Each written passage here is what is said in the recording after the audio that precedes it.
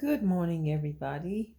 I am Mamie Jones, your pet death doula, and I'm here on this lovely Wednesday morning to talk about um, our next video is when do you know it's time to put your pet down? So if you've been following me at all, you know that I had to make a decision to put my beloved Light down, and I had to put Big Tie down. Big Tie's right there in the back. Lightning's next to her, but Lightning was. Um, I had to put her down. I made the decision to put her down hours before we put her down. And Tyson, I had to put him down minutes before. I just went to the doctor to see what was wrong with him. Like, he wasn't um, using the bathroom. He wasn't sitting down. And when I took him to the vet, that's when I realized he had all this cancer inside of him. So I had to put him down. So um, it's never good to come to this conclusion and to have to put your pet down. But it's always a very difficult situation. And that's why I'm here as your pet death doula to help you through this most trying time in your life. I am here to guide you through the emotional, the spiritual, and the heartache that comes with having to put your pet down or the fact that they passed away. So I'm not just I just don't walk you through that difficult time of making the decision to put them down and having to watch the vet put the needle in his little paw, her little paw, or wherever you have to euthanize them at, and having to watch that, wishing you could change your mind or wishing you could do something different. I'm here to walk with you through that process, and this is, I can tell you from experience, it's a very difficult process. And I also can tell you from experience that a lot of people are out here dealing with this. Yes, they are. A lot of people are dealing with this, the pet loss, and they don't know how to navigate it by themselves. And because I have been firsthand experience with it, I've done research about it, and I've had clients as a licensed professional counselor too. I haven't had the opportunity. I will say the opportunity because it's always awesome to hear these wonderful stories about their pets and that kind of thing, whether they passed away naturally and the pet parents are feeling some kind of emotional um, grief about it, or if they had to put them down. So this video today is about having to put them down and when to say when. When is it time? When do you know when it's time? When it's like beyond any kind of thing, a medical thing. So your doctor, your vet is your vet. He knows your pet from a medical standpoint, right? But you know your baby from being in the house with them every day, all day, or you know your pet. So you know when the pet is dealing with some issues that's not like him or her. Like with Tyson, who knew? You know, I go like I told everybody I work at night, so I go to bed around 7 o'clock, and Tyson did not lay down that night. So I knew something was not right with him. I knew that he was struggling with something. And I didn't know what it was. So I'm rubbing on his belly, trying to feel any lumps. He would not lay down. He had used the bathroom on the floor. And thank God I did not punish him at all. Like, I did not. I love my sugar. So I did not punish him. I didn't fuss at him. I didn't do anything like that because I knew it wasn't like him.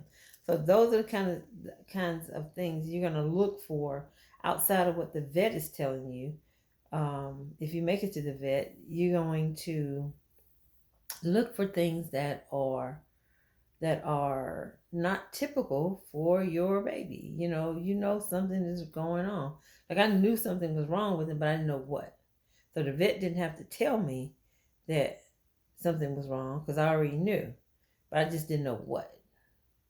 Okay, so I there's like 5 things that you need to kind of pay attention to when you are dealing with a pet death. When you're having to make that decision, you know, if your baby has lost any kind of joy, the joy of running around, greeting you at the door, um, the cats are not meowing like they typically meow, the birds are not chirping, the rabbits are not doing what they do.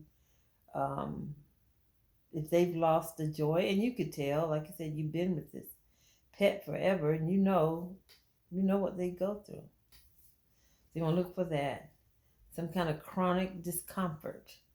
Like Tyson, like I'll say, yeah, Tyson, I knew he was very, very, when I, when I, the day I found out he was sick, because that day he just wouldn't sit down. So when I decided to take him to the doctor, typically he would ride with me in the car, and he was so regal, such a handsome fellow. You see him over there. Look at Big Ty. He's so handsome. But typically he would sit in the car, sit up big and tall in the front seat. He's the passenger and whatever. But once we started to ride, he would sit down, and I put my hand on the console, and he would always lay his head on my hand as I drove. He would always do that. So when I took him to the vet that day, he turned his back to me. So I knew, and he was moaning a little bit, and I was just like, something's wrong with my sugar. I don't know what it is. I gotta get him to the vet. So I knew something was wrong. He was not comfortable at all. And if you have a pet that has, that's withdrawn, restless, seems unsettled, those are kind of things you look for. Number 3, emotional disconnect. So if you come home and they're not greeting you at the door with that chipper, happy smile, something is wrong.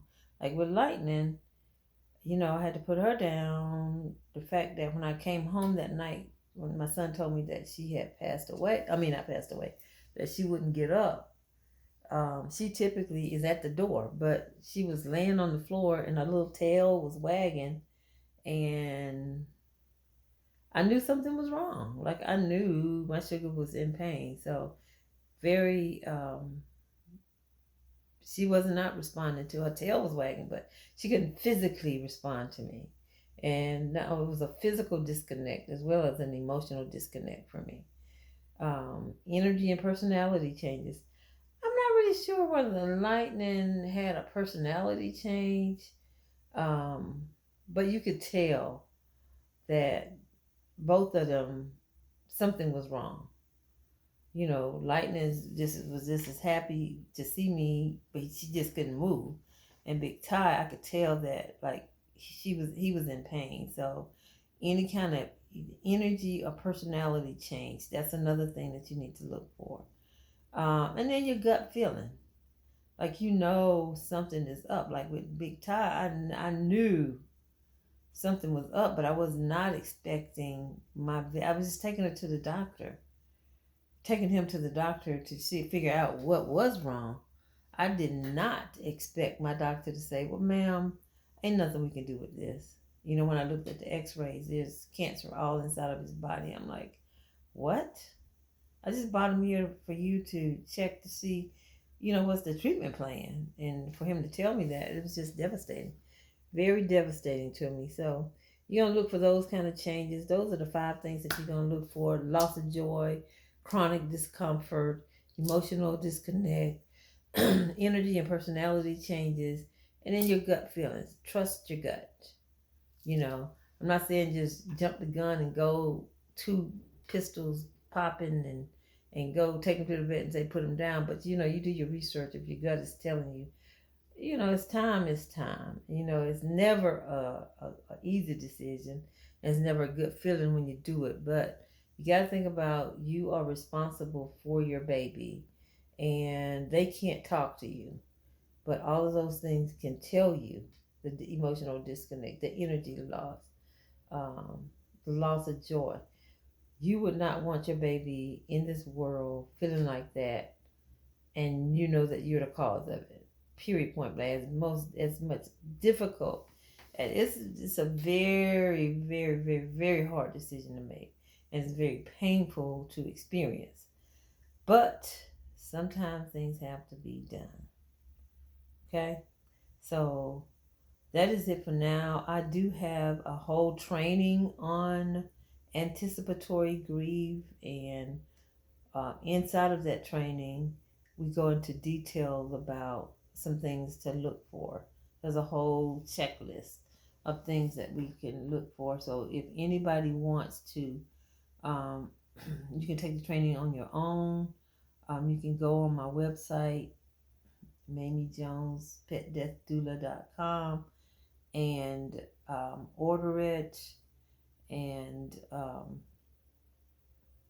it's very good and valuable information on there. Also have books, journals, and that kind of thing to try to help you through the grieving process, because I don't want anybody to take this thing lightly. Do not take it lightly, because it can derail you if you do, or if you don't pay attention to your body, if you don't pay attention to what's going on with your mind as you deal with this, because it's a blank space when your pet is gone. It's a freaking blank space. So I am here to help you. I've been there. I've felt the pain.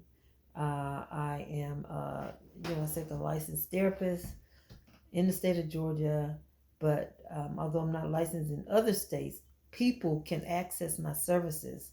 I just can't call it therapy. I can call it grief support, a pet doula support, emotional, spiritual support as you go through this process. So don't think because I live in Georgia that you can't reach out to me. You can, and I would appreciate it if you do. I would like for you to like, share, and subscribe to this video channel, and um, let's get going on this thing. I really would like for people, employers, to understand how important acknowledging the impact that pet loss has on their workforce. So again, I'm putting out here, if anybody knows anybody who has contacts with human resources officers who would like for me to come out and develop a pet grief policy for their organization, give them my information. And if you would like to check my website out, check my YouTube out for different videos. I'm going to be doing a video every week about pet loss and grief and that kind of thing. This is a passion of mine. It's so strange that I would have this passion when I had a fear of dogs. That's the weirdest thing to me. But, you know, this is what I love. I love dogs. I love dogs. And I love animals, but I love dogs the most. And I feel for anybody who has had to go through this or will go through this. And I just want you to know that I am here for you. Okay? Have a great day, everybody. See you next week.